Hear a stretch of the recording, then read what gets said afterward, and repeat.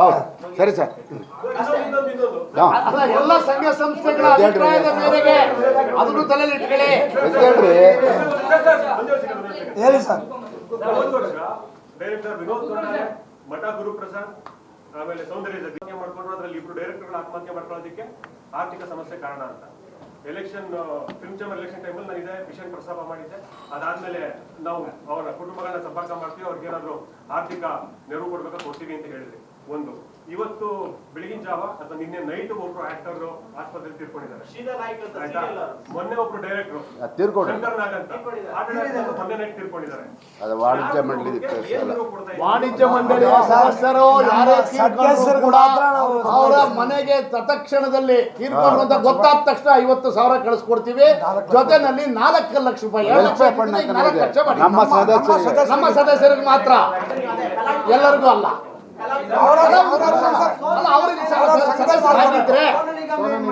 ತೀರ್ಕೊಂಡವ್ರಿಗೆ ಸದಸ್ಯರಾಗಿದ್ರೆ ಅವರು ಕೂಡ ಹೋಗ್ತಾರೆ. ಸೋನು ನಿಗಮ್ಗೆ ಏನ್ ಮಾಡಿದ್ರೆ ಹೇಳಿ.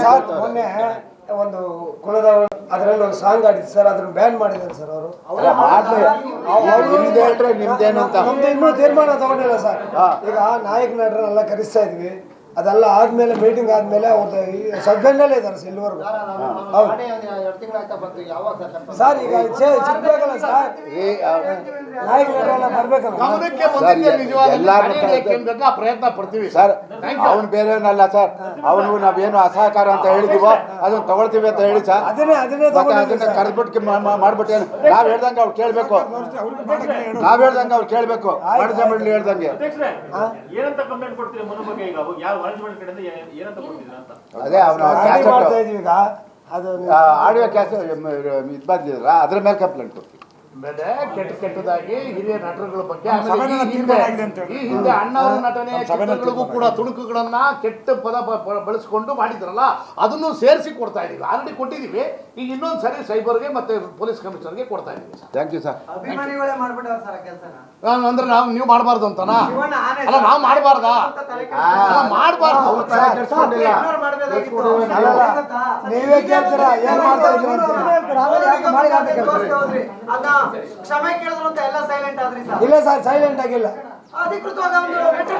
ಸರ್, ಇನ್ನೂ ಬಿಟ್ಟಿಲ್ಲ ಸರ್. ಅಲ್ಲ ಸರ್, ಇನ್ನೂ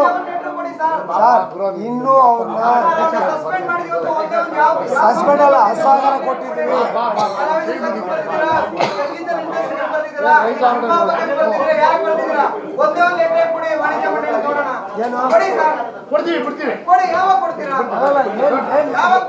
ಸತೀಶ್ ಅವರೇ ಸಸ್ಪೆಂಡ್ ಮಾಡಿಲ್ಲ, ಅಸಹಕಾರ